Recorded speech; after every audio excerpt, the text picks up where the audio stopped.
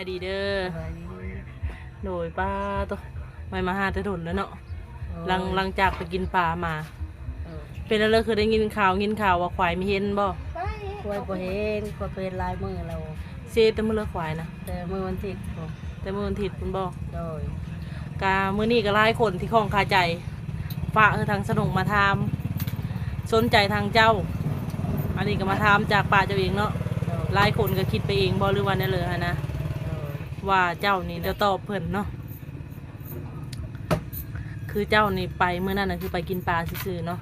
โดยไปกินปลาซื้อก็ไปเธอเดียวนึงแล้วก็มีโดนพร้อมเนาะโดยไปครั้งแรก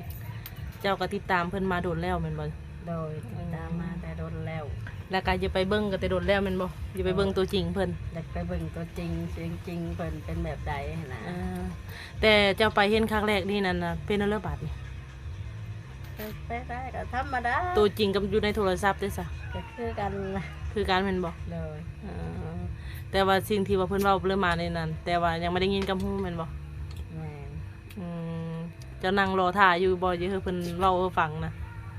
นั่งรอท่าว่าเพิ่นสิเว้าแบบใดหลายคนก็ย่องว่าทางเจ้านั่นน่ะหานะก็เลยแบบหลายคนก็คล่องคาใจนะแบบว่าถ้าว่ามีคนที่ว่าเจ้าหรือว่าสนใจทางเจ้าเนี่ยเจ้าก็จะเปิดใจโอ้หลุมกับเพิ่นอยู่บ่เปิดใจจะอารมณ์กับเขาแต่ว่ามีไหวเนาะต้องศึกษาดูใจกันไปก่อนเนาะแต่ไหวแบบนี้ได้ซะว่ามีกะเล่นบ่ได้แล้วไหวโฟดเปล่าโฟดนะเนาะเห็นปุ๊บปรับแล้วก็อยากได้อีโลดก็ยังบ่ปานใดทางเพิ่นนั่นตอนนี้นะคิดมักทางเจ้าแห่งเห็นทางเจ้าเอ็ดกินมื้อนั้นน่ะเด้ที่ว่าขึ้นไปเอ็ดกินเด้อเพิ่นในมื้อนั้นที่ว่าเห็นในครั้งแรกในมื้อนั้นหั่นนะแต่ทางเฮาก็ชวนเจ้าไปกินปลาซื่อๆเนาะแต่ก็มีฮู้ปลาซื่อๆกับบ่ฮู้แต่เจ้าก็ไม่ได้คิดไปเลยกับเราบ่ได้คิดหยังก็ไปกินปลาซื่อไปลิ้นซื่อๆเนาะนับถือเนาะตัวจริงแล้วก็นับถือเราเนาะนับถือแต่ว่ามีฮู้ว่าความคิดของเราว่าโดยว่าความคิดเราสิคิดเลยแต่เราก็คิดเลย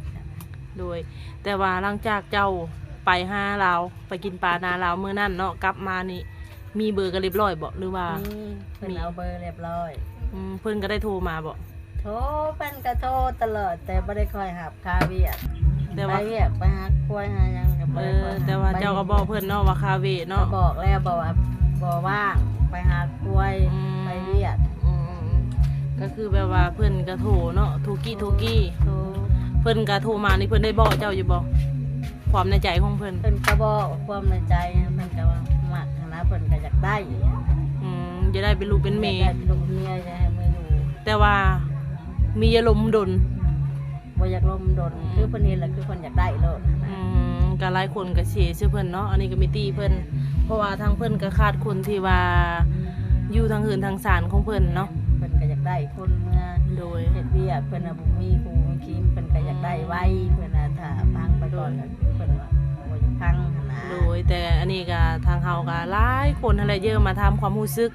ที่ว่าเจ้าไปในมื้อนั้นนะหลายคนก็ย่องนะแต่ว่าคือเพิ่นนี่นั่นจะมาหาเจ้าเลยฮู้อยู่บ่เพิ่นจะมาหาเจ้า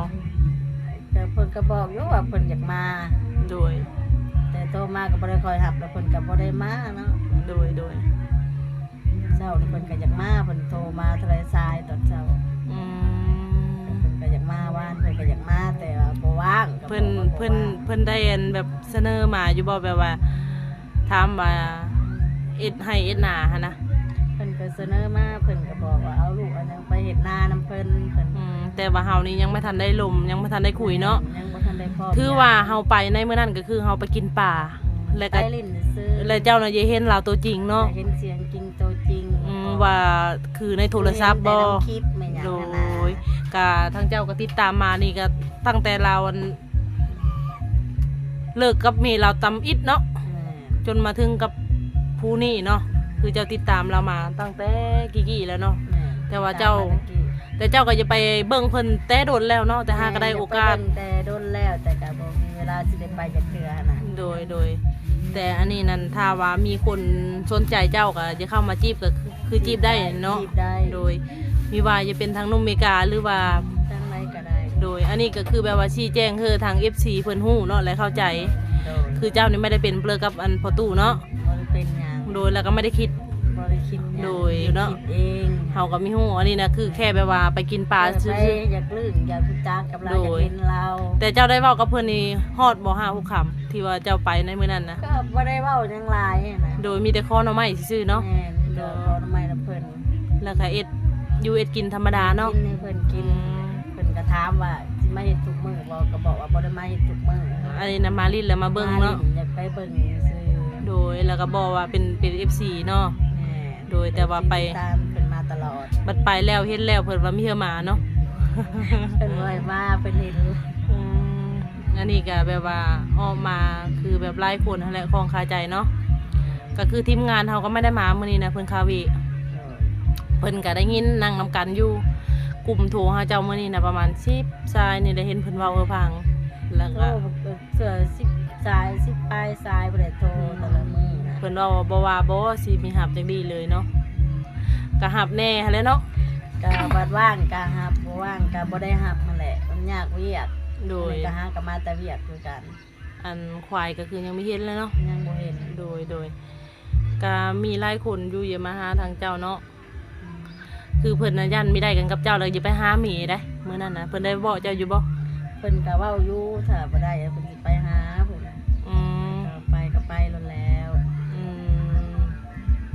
ไปหาหมีเนาะก็ไปมื้อนั้นก็ไม่ได้มาซ้ำ แม่น ไปก็บ่ได้ แต่เพิ่นก็เว้าคนนั้นน่ะไม่ได้ครึ่งหนึงทองของเจ้าเพิ่นว่า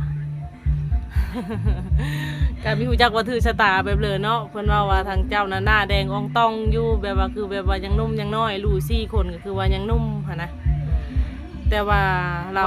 ซื่อเจ้าว่า แม่นแต่มาเว้าใส่วันนั้นนี่ ว่าเจ้านั้นมีคนเอ็ดเฮินเอ็ดสารเธอเนาะอันนี้ก็คือแบบว่าลูกเนาะ แม่นลูก เพิ่นหาก็เห็นคือมื้อนั่นที่ว่าโทรหาอยู่ในตลาดห้วยไร่เนาะ แม่น เพิ่นก็เห็นเจ้าแล้วก็มีคนไปส่งเซาให้เพิ่นนั่นแหละ แม่น บอนจอดรถวิโก้เพิ่นนั่นแหละแต่ก็ยังไม่ทันแล้วตอนนี้ก็ เฮ็ดจังว่า แม่นก็ยังหากระสั่งไม่ก็คือเว้าหาของคาใจหั่นนะอย่ามาพังเบิ่งว่าทางเจ้านี่แม่นแท้บ่ว่าเจ้านี่นั่นสนใจทั้งเพิ่นบ่หั่นนะคือว่าได้ยินแต่ทางเพิ่นว่าจะไปเอ็ดให้เอ็ดหนา เพิ่นก็บอกไปเฮ็ดนาแหละ บ่อาจจะบ่เนาะ บอก แต่ว่าเฮายังมีคิดเบลอกับเรา ยังบ่ได้คิดเกิน โดยเนาะก็คือมื้อนั้นเจ้าจะลุกมาแล้วเพิ่นก็บอกเจ้านั่งลงก่อนเนาะ บอกว่าสิลุกมาแล้วก็เพิ่นบอกว่านั่งลงก่อนให้เว้านำก่อนเพิ่นน่ะ ก็คือนั่งพังเพิ่นเว้าก่อนเนาะ เพิ่นอยากแอนอยากล้มมันนะ ก็คือยังแอนอยู่ลมก็มีตีเพิ่นเลยเนาะเพิ่นก็ขาดความอบอุ่นมาหลายแล้ว คือเมื่อวานนี่ก็เพิ่นมานั้นอยู่ต่อหน้าทางแวเหินเจ้า แม่เพิ่นว่าเพิ่นมาฮอดทางแวะแล้วเพิ่นโทรหามนำแต่บ่ได้รับ ไม่ได้หา ค่าเวียก ก็คือยืนยันเนาะก็คือคาเว ค่าเวียก คืออยู่ในนี้เจ้าก็ไม่ได้จับโทรศัพท์แม่น บ่ บ่ ได้จับบ่ได้ค่อยลิ้นนะ อืมแต่มื้อนี้นะฮะก็มาแต่ห้าควาย มาตาหาควายมื้อนี้นะ ได้กินข้าวกินน้ำแล้วบ่ กินแล้ว ได้ไปแล้วกินเผ็ดนี่ กินปิ้งปลา กินปิ้งปลาปลามาแต่หน้าประตูมื้อนั้นบ่หรือว่า ก็ปลาซื้อมา ยันว่าไปตึกปลาหน้าเพิ่นเลยได้เอามากินมีแม่น ก็ เนาะ บ่ได้เอามา ก็เพิ่นน่ะเดี๋ยวแว่เพิ่นเว้าเด้อเพิ่นโทรมาเพิ่นว่าเพิ่นมาแล้วเพิ่นก็รอมาตั้งแต่พุ่นแต่ห้านพุ่นทางมาถึงห้านนี้ห้านทางแว่เฮือนเจ้านี่เพิ่นเลยโทรมาเลยคือว่าอย่ามาแว่โทรเลยอย่ามาเบิ่งอย่ามาลิ้นแหละอย่าเอามือ อยากเอามือ ก็คือแบบว่าเอามือมีได้แล้วเนาะ เมื่อบ่ได้แล้ว เพิ่นใจฮ้อนมันแหละก็คือเขาเข้าใจกันระหว่างสองคนเฮาเนาะ แม่ มีโดนก็ประมาณทีนึงหรือว่าเดือนหนึงเสียยังซ่าหั่นนะ แม่ แต่เพิ่นก็คันฮอดเดือนหนึงแล้วแม่นเพิ่นปล่อยรถไปหาใหม่แม่น เพิ่นอยากเอาเดี๋ยวนี้กันเฮ็ดเดี๋ยวนี้ก็เพิ่นก็อยากเอาเดี๋ยวนี้เพิ่นว่า เพิ่นใจฮ้อนเพิ่นว่า ใจฮ้อนเพิ่นอยากได้ มีเคยเห็นวัยรุ่นใจฮ้อนเนาะ ผู้เฒ่าใจฮ้อน ผู้เฒ่าใจฮ้อนเนาะเฒ่าหนกก็ว่าผิด ผู้เฒ่าใจฮ้อน โดย เพิ่นก็เคยว่าเห็นมาหลายคนก็บ่คือ มีคือเห็นแล้วก็ว่าต้องหัวจิตใจเป็นเลยตะกี้ว่าอย่าหยุดหาหมีที่ว่าลงมาจากวิละตอนนั้นเพิ่นไปเนาะไปแล้วก็เป็นใจหั่นนะก็เลยว่าอย่าหยุดมาเห็นเจ้าในมื้อนั้นแล้วก็ความคิดก็เป็นอีก เปลี่ยนเป็นคนละคน เป็นคนละคนเลยแม่นอ้าวก็คือแบบว่ามีนอกจากตู้ก้อนเนาะคนอื่นจะเข้ามาก็โอ้ลมได้ ได้ หลายคนอยู่ เข้ามาก็อารมณ์ได้ ถ้าว่าพี่เธอสนใจก็มีให้คอมเมนต์พ่อแม่พี่น้องเอ้ยแชทเข้ามาโดยตรงหรือว่าช่องทางติดต่อนำสนุกเนาะ โดย คือเจ้าไม่แจกทางหน้าใหม่แบบว่ามาแจกทางหลังใหม่ว่าง่ายๆก็คือเบอร์นี่ก็โทรติดปกติเนาะ ที่ปกติ โดยเพิ่นไม่เคยจะไปบ่ เป็นให้ไปอยู่ อืม แต่ก็ยายบ่มีเวลานะกล้วยยังบ่เห็น ขวายังเห็นอยู่เพิ่นน่ะบอกให้เจ้าไปดูเบิ่งได้เพิ่นจะไปเสียงเบิ่งให้เจ้า เพิ่นก็บอกอยู่ว่าอยากให้ไปดูหมอนะเพิ่นไปเบิ่งไปเสี่ยงน้ำเพิ่นก็บอก ว่าอะไร ก็ไปได้อยากไปหาเองแหละบ่อยากดู เหยียบ หมอ เอิกแม่นบ่ กล้วยเทิกกาเสือก 10 เมตร แม่ คือว่าได้ยินเจ้าลมโทรศัพท์กับเพิ่นเมื่อเช้านี่ว่า10 เม ลา ต ม ร เพิ่นกินน้ำแล้วบ่ไปเลย ก็คือแบบว่าขวายนี่เพิ่นเฮอไปดู ยังบ่ได้ไปดู ยังมีพร้อม กับไปดู กับรถก็ยังมีอยู่มีว่างแน่เนาะ แม่ทางพุ่นแหละ ถ้าว่างๆเลยจังไปเนาะก็ไปกับทีมงานคือเก้าแม่นบ่ โดย ก็ไปกับทีมงานเฮาคือเก้าเนาะไปคนเดียวก็ไม่ได้แล้ว บ่ได้ จังน้อยหลายคนก็บอกทางสนุกว่าพาทางเพิ่นมาหาตู้ผายแน่ทางเจ้านี่ก็เคยเห็นแล้วบ่ตู้ผาย บ่เคยเห็นแต่น้ำ เพิ่นนั่นเยอะเจ้านั้นไปเบิ่งธรรมชาติที่แบบว่าเฮินตู้ผายหั่นนะไปลิ้นน้ำเพิ่นคือมื้อนี้ทางสนุกก็ไปแล้วไปแล้วก็เห็นธรรมชาติบ้านเฮินของเพิ่นหั่นนะก็นั่งแถวห่มกกบกหั่นนี่กินข้าวสามัคคีเพราะว่าอยู่บ้านเพิ่นน่ะมีบุญเพราะว่าทางทีมงานแน่แล้วก็ทางเข้าสาวนางแน่หั่นนะเพราะว่าเพิ่นโซนสาวนางไปบุญหั่นนะมีแม่นว่าโซนไปในครูบ่าวสาวดอกแบบว่าโซนไปนั่งลิ้นหรือว่านั่งกินข้าวนำกันเนาะเฮาก็เฮ็ดซอยกันนั่นแหละมีทีมงานก็มีเยอะว่ากันเนาะพ่อแม่พี่น้องกำหนิเฮาหั่นนะก็เพื่อลิ้นน้ำเพิ่นหั่นนะบางคนก็คิดไปเองบางคนก็เบิ่งคลิปมีจบแต่ว่าก่อนอื่นก็จะเข้ามาเบิ่งคลิปเฮาหรือว่าติดตามเฮาหั่นนะก็เบิ่งคลิปเฮาแต่ต้นจนจบก็ได้ว่าที่มาที่ไปน่ะเป็นแบบเหลือเนาะว่าทางเจ้านี่ไปนั่งลิ้นน้ำบ่หรือว่ามักแท้บ่หรืออันนี้เห็นแต่เพิ่นว่าทางเฮาก็เยอะเป็นกำลังใจทั้งสองฝ่ายเนาะเพราะว่าตู้ก่อนเพิ่นก็หาหมีอลี โดย แต่เพิ่นก็หามานี่ก็ยังไม่ได้ แค่ได้มันก็ยังบ่ได้เล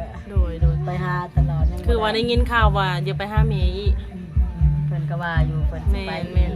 แต่ว่าอันนี้ก็คือเอาไว้ก็คือเจ้าเอาไม่ได้เนาะ เอาบ่ได้ โดยก็ก่อนอื่นก็เว้ากันก่อนหาคันเพิ่นโทรมาก็คันเฮาว่างเฮาก็รับ ว่างก็หับบ่ว่างก็คือบ่ได้หับ โดยเพิ่นก็คิดว่าทางเจ้านี่มีหับเพิ่นหลายกว่า บ่ว่างหั่นนะ ก็มีว่างเนาะคือช่วงนี้ก็ควายหามีเห็นแน่ จักหน่อยบัดบุญอีกกล้วยก็ยังบ่เห็นเนี่ย บุญฮะเลยอีก บุญปีใหม่แล้ว เขียวหาเนาะก็อย่าหอดแต่ยังอี2-3มื้อ ก็ นี่ ไปหากล้วยนักมาก็ยิบขนมเบิ่งอยู่นะฮะ หยิบอยู่ฮะเลยนั่นน่ะ เรียนเขาไม่เท่าเครื่องบ้าน ไม่เท่าใหญ่นะ เนาะไม่เท่านกเลยนะ เออ ยิบเขาเบิ่งเครื่องบ้าน โดยก็มีแต่ เวียดมีแต่เวียดกับเคยนั่นแหละ โดย สุดชับ คันว่าเพิ่นโทรมาก็หับเพิ่นจักเด็กจักน้อยก็ได้หั่นนะคันเฮาคาเวเฮาก็ไปว่าง่ายๆซิก็คือเฮามามื้อนี้ก็มาเฮอ FC แบบสบายใจแล้วก็แบบว่าหายคล่องคาใจหั่นนะ โดย เนาะคือสังเจ้าก็มีแต่ยิ้มซื่อๆ มีแต่ว่าทั้งเพิ่นก็โทรแล้วก็หับเพิ่นนั่นแหละมีเฮาได้โอกาสเฮาก็จังเดี๋ยวมาหับเฮาเจ้าก็ไปกินปลานาเพิ่นอีก โดย ปลานาเพิ่นก็ยังมีอยู่เพิ่นก็โซนอยู่หรือว่าโซนเพิ่นมาก็ได้มองง่ายๆเนาะ โดย ถือแนวของอันนั้นก็แนวของทางก็คือเพิ่นมาหาเนาะมาลิ้นกินข้าวแบบสามัคคีแบบฮู้จักกันฮักแพงเนาะโดยแต่อันนี้เฮาไปแล้วเทื่อนึงก็ ไปแล้วเห็นแล้ โด วย ก็เยอะเพิ่นมาเห็นทางเฮาแน่ แม่ เนาะ แม่ ประมาณหลังสงกรานต์หรือว่าใกล้ยฮอดสงกรานต์2-3มื้อนี่แหละ โดยเพอเพิ่นก็ช่วงนี้เพิ่นก็อยู่บ้านอยู่เพิ่นก็คือเห็นเพิ่นว่าที่เฮอสนุกมาฝากถามว่าทางเจ้ามีสบายบ่ว่าของกาใจ โดย ถ้าว่าบ่สบายว่าเป็นไข้เป็นหยังบ่ โดยเพิ่นก็เป็นห่วงเนาะ เพิ่นก็เป็นห่วงเหมือนหยังหั่นน่ะ โดยก็คือเพิ่นน่ะจะมาขอในไว้ๆนี่เนาะ แม่น ในใจเพิ่นหั้นนะ ใจเพิ่นมาไว้เห็นมื้อนั้นก็คืออยากได้มื้อนั้นนะแต่ก็บ่ได้ดอก ได้ถามขดองก็เรียบร้อยแล้วบ่ ยังไม่ได้ถาม ยังไม่ได้ถามมีแต่ว่าอย่ามาเบิ่งก่อนเนาะ ต่างคนต่างเบิ่งกัน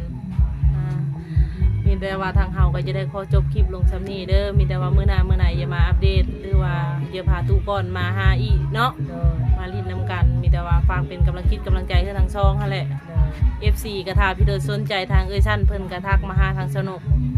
โดยก็แบบว่าฝากเป็นกำลังใจให้ทางตู้ก้อนและทางเอ้ยชั้นเพิ่นแน่เนาะบัดนี้ก็ได้ยินชัดเจนแล้วเนาะบัดนี้เนาะโดยสบายดีเด้อ ไปดี ไปหาขวายต่อบ่บัดนี้นะ บ่ได้ไปดอกคำนะ อย่ามาไปหาขวายต่อเนาะเมื่อยหาเลย